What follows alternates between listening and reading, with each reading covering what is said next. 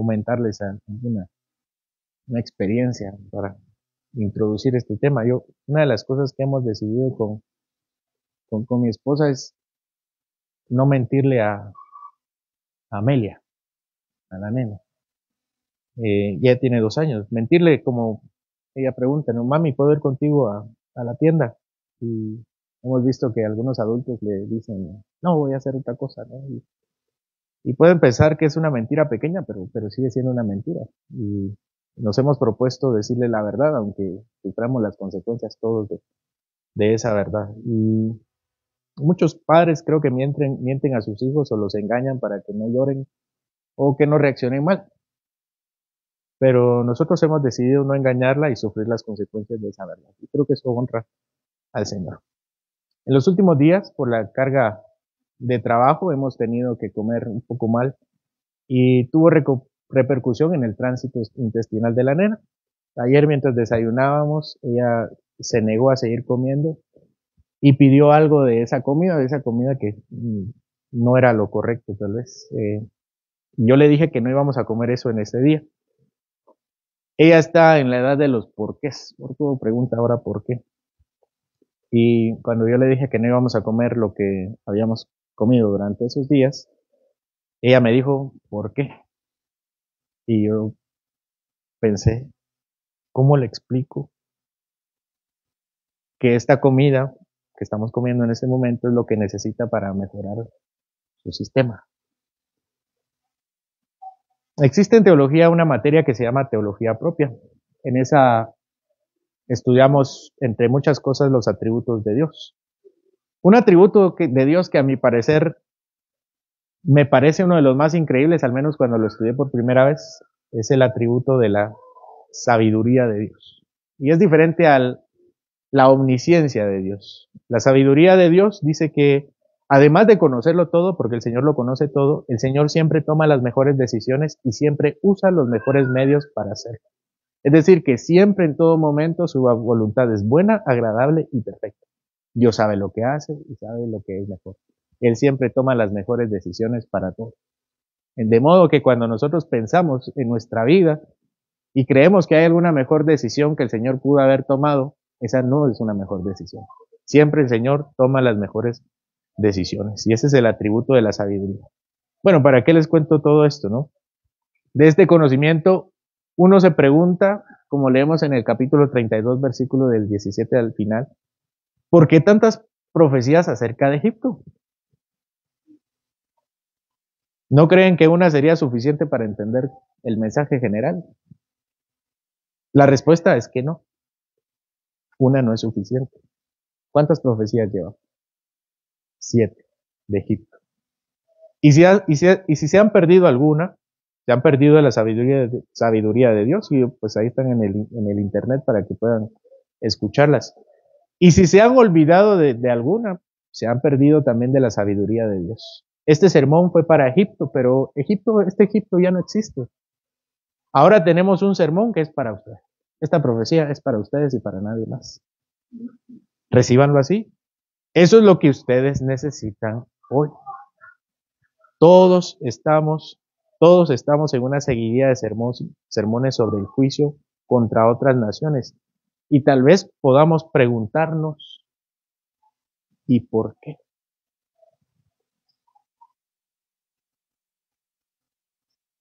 Y el Señor nos diga, pensando tal vez en nuestra inmadurez espiritual, ¿cómo les explico que esto es lo que necesitan?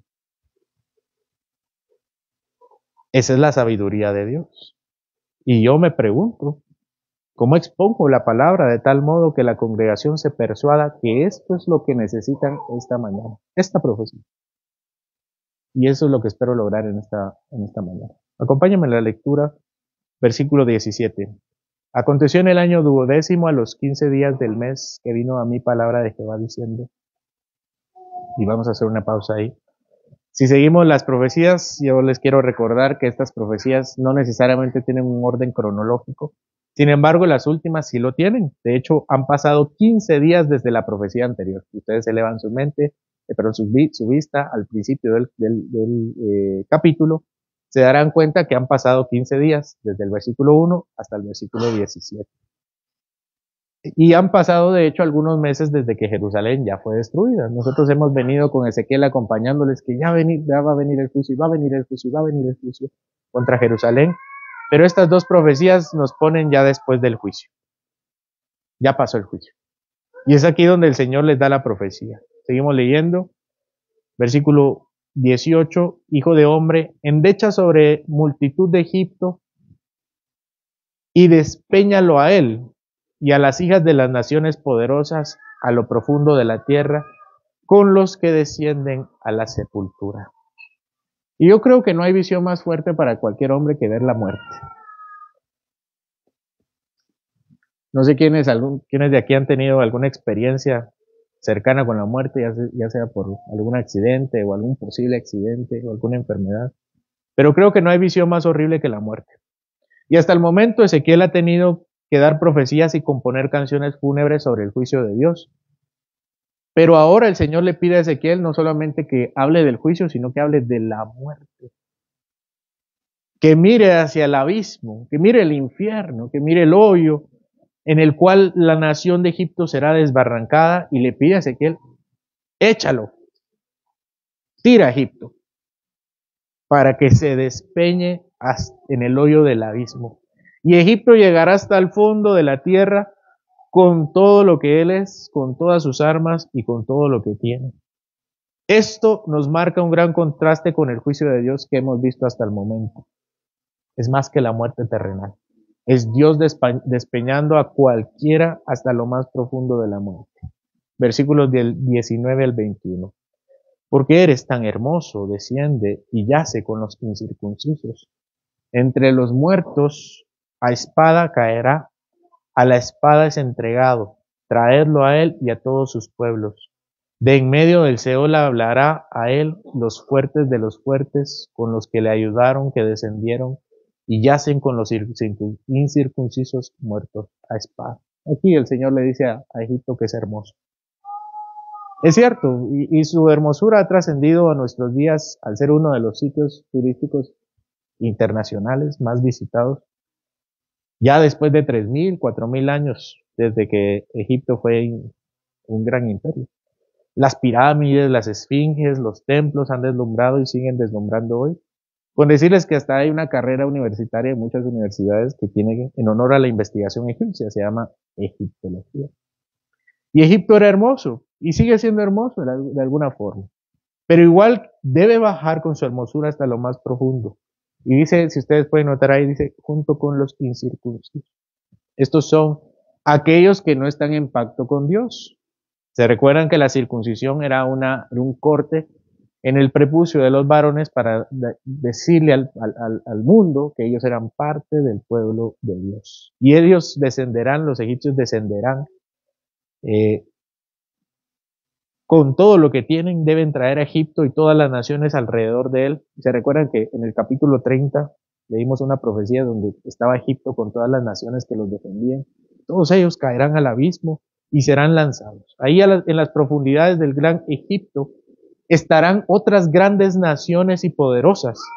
No es la única con gran poderío en los abismos, ni tampoco es la única que no es parte del pueblo de Dios. Los egipcios eran incircuncisos y llegarán al fondo con otros incircuncisos. Y a continuación el Señor le dice a Ezequiel quiénes serán parte del recorrido y quiénes serán parte del comité de bienvenida como prueba irrefutable de lo que está diciendo el Señor sobre ese infierno. Y este es el primero de ese comité de bienvenida, versículo 22 y 23. Allí está Asiria. Con toda su multitud en derredor de él están sus sepulcros. Todos aquellos cayeron muertos a espada. Sus sepulcros fueron puestos a los lados de la fosa, y su gente está por los alrededores de su sepulcro. Todos ellos cayeron muertos a espada, los cuales sembraron el terror en la tierra de los vivientes. Asiria es el primero que se menciona. Asiria fue un imperio militarmente poderoso, conocido por la brutalidad y dominio sobre otras naciones. A estos se menciona como, ¿se recuerdan? En el capítulo 31 dice que Asiria es como aquel árbol que está elevado y el Señor lo destruirá. Estos de hecho fueron un gran imperio, el imperio que estuvo antes de Babilonia, hasta que Babilonia llegó y los destruyó. En su apogeo habían sometido a Israel, las 10 tribus del norte, y las habían desaparecido de la faz de la tierra. Por eso, no sé si se habían dado cuenta, pero en el Nuevo Testamento nosotros no llamamos a los judíos israelitas, les llamamos judíos. En el Nuevo Testamento, porque en el Nuevo Testamento la única tribu que permaneció fue Judá. ¿Y por qué ya no Israel? Porque los israelitas fueron muertos por los asirios. Y esas tribus desaparecieron. Vean la frase, puestos a los lados del abismo. Y es que Asiria no está solamente en la muerte, sino está sumido en la vergüenza y la humillación dentro del Seol. En lugar de darle honor a la muerte de ellos, como los reyes que eran enterrados con dignidad, aquí se describe a Asiria como arrojada al abismo con toda la multitud. Esto debería ser bastante sugerente para los egipcios. Así como los asirios fueron derrotados, así ustedes caerán también. Y así como los asirios cayeron al fondo del abismo, ustedes también caerán. Se enfatiza nuevamente la razón de su caída, dice ahí, porque causaron espanto en la tierra de los vivientes. Asiria sembró el terror y la violencia en su tiempo de dominio, pero ahora se enfrenta al terror más grande, que es el juicio de Dios. La segunda nación, hermanos, versículo 24 y 25. Allí Elam y toda su multitud por los alrededores de su sepulcro. Todos ellos cayeron muertos a espada, los cuales descendieron incircuncisos a lo más profundo de la tierra, porque sembraron su terror en la tierra de los vivientes, mas muertos le pusieron techo con toda su multitud. A sus alrededores están sus sepulcros, todos ellos incircuncisos, muertos a espada, porque fue puesto su espanto en la tierra de los vivientes, mas llevaron su confusión con los que descienden al sepulcro.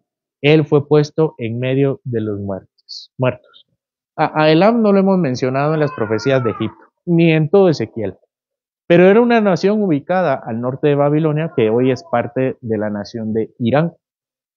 Aunque no fue prominente como Asiria o Egipto o como Babilonia, tuvo una reputación de un gran poderío militar y participó de diversas guerras en el cercano oriente. Sin embargo, Ezequiel le presenta como una nación despiadada que será humillada.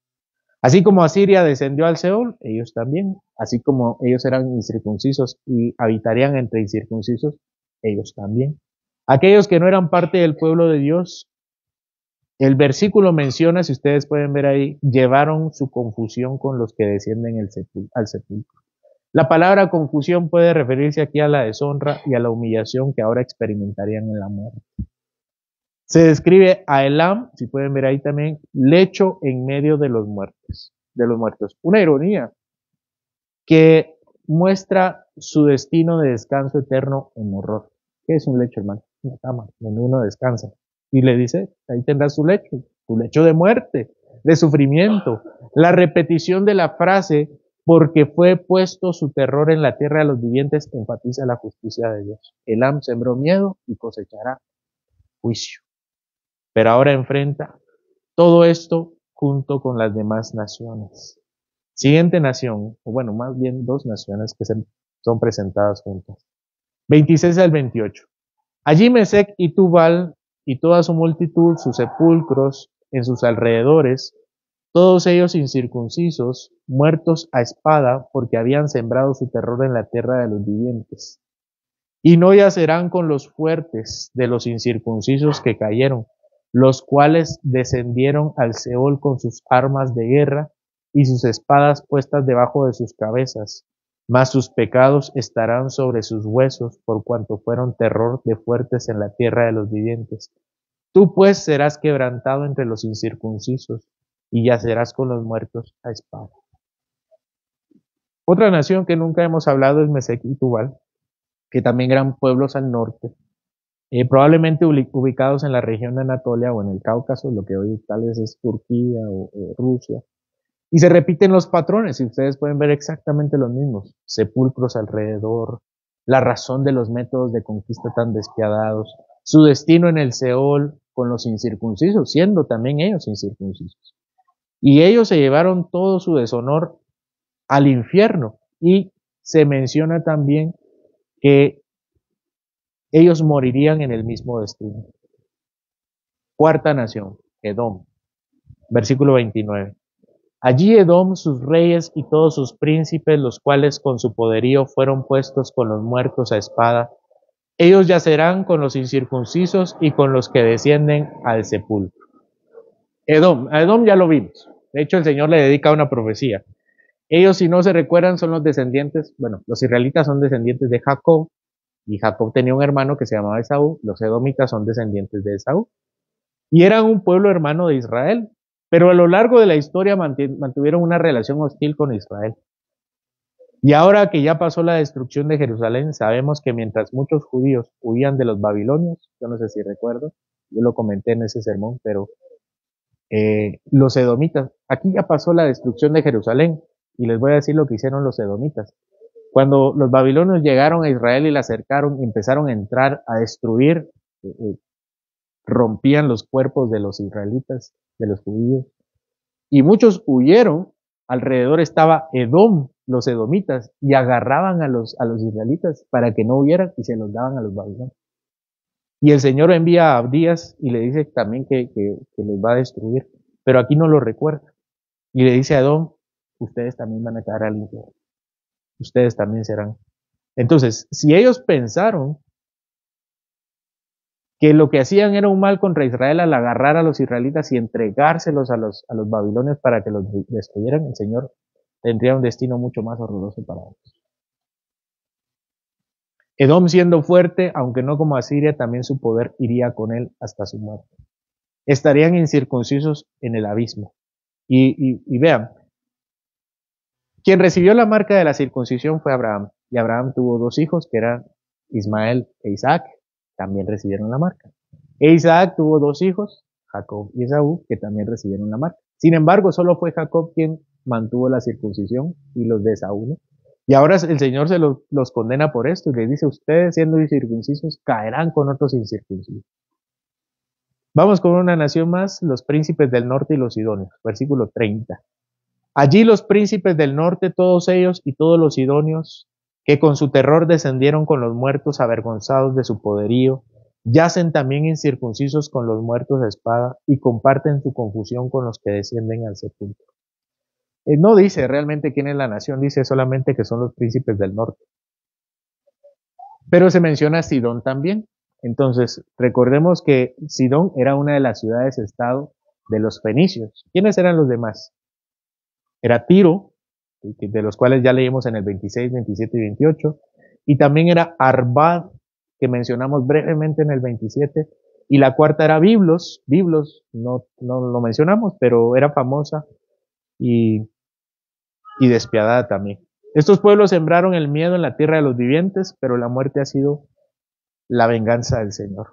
Su orgullo y dominio no les sirvieron para nada porque hoy están en lo más profundo del infierno. Su destrucción no solamente fue Babilonia al destruir las ciudades y quitar piedra sobre piedra, sino también recibirían el infierno eterno.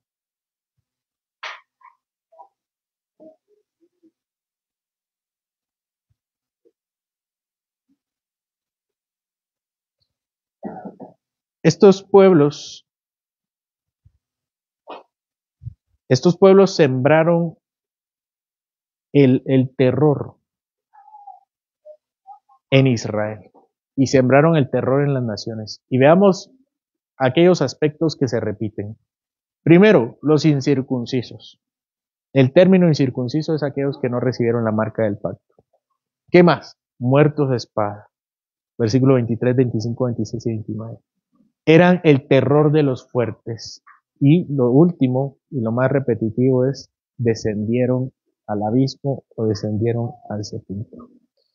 Estos términos deben campanear en nuestra cabeza como lo dice al final que hicieron en el corazón de los egipcios. El faraón y los egipcios también caerían. El orgullo no tiene cabida en los planes de Dios. A través de esta serie de oráculos, el Señor nos enseña cuál es el destino final de aquellos que confiaron en su poder, en su riqueza y fuerza, pero rechazaron la soberanía y desobedecieron sus mandamientos. Resalta especialmente el punto destino, que no solamente es físico, sino espiritual. ya que estos pueblos, al no estar en pacto con Dios, son apartados de Él, lo que culmina en juicio, no solamente por la marca del pacto, sino también porque nunca se arrepintieron. Estas naciones alguna vez fueron temidas, pero ahora son como cualquier otra en el fondo del abismo. En esta vida, nada puede resistir al juicio divino excepto nuestra relación con Él. El Señor quiere un pueblo circuncidado que se somete a Dios. Eso es lo que exige Deuteronomio 30, versículo 16, con su propio pueblo. Porque Israel, aunque estaba circuncidado en su cuerpo, Él exige: circuncidad pues vuestro corazón y no endurezcáis más vuestra cerviz. Bueno, hermanos, esta es la última profecía de Egipto.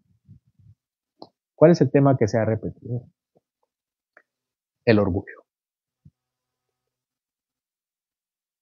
Si recuerdan, los primeros capítulos había un tema que se repetía constantemente, que era la idolatría. Y ahora el Señor, como campanadas, nos dice: tengan cuidado con el orgullo. Si las naciones no resistieron ante el Señor por haberse ensoberbecido, ¿cuánto nosotros estamos a merced del Señor?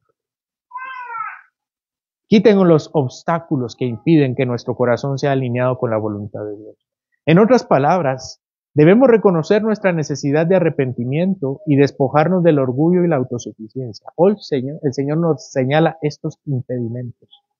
Nos cuesta rendirnos a la voluntad del Señor. Preferimos nuestras propias ideas y deseos, ignorando la obstinación, sin una disposición genuina a reconocer nuestra necesidad de su gracia y someternos a su voluntad. Nuestro corazón permanece incircunciso, rechazando el trabajo que solo el Espíritu Santo puede realizar. Tenemos naciones, a Egipto, con 7 testimonios delante de nosotros. Y tenemos también 7 naciones que han descendido a la muerte por su orgullo, su obstinación y su rechazo a la obediencia de Dios.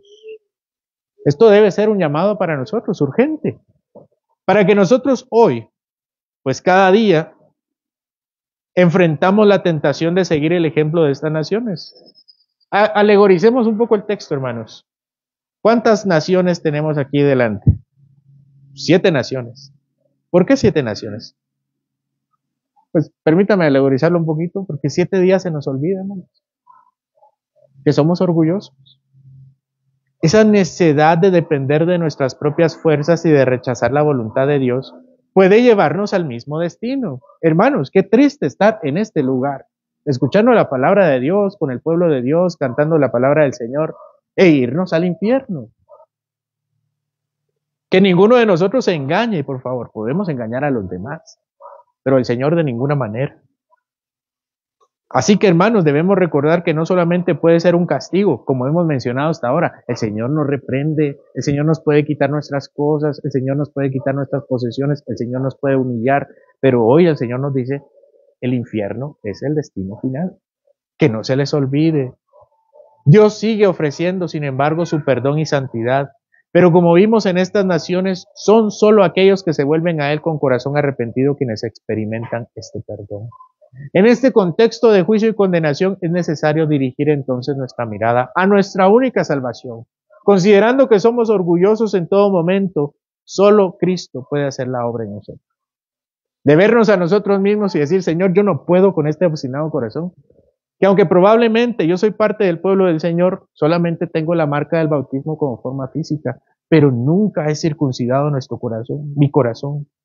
Jesucristo es el único que ha enfrentado el juicio de Dios en nuestro lugar. En la cruz Él tomó en sí el castigo que merecíamos por nuestra rebelión, muriendo como inocente para que podamos ser reconciliados con Él.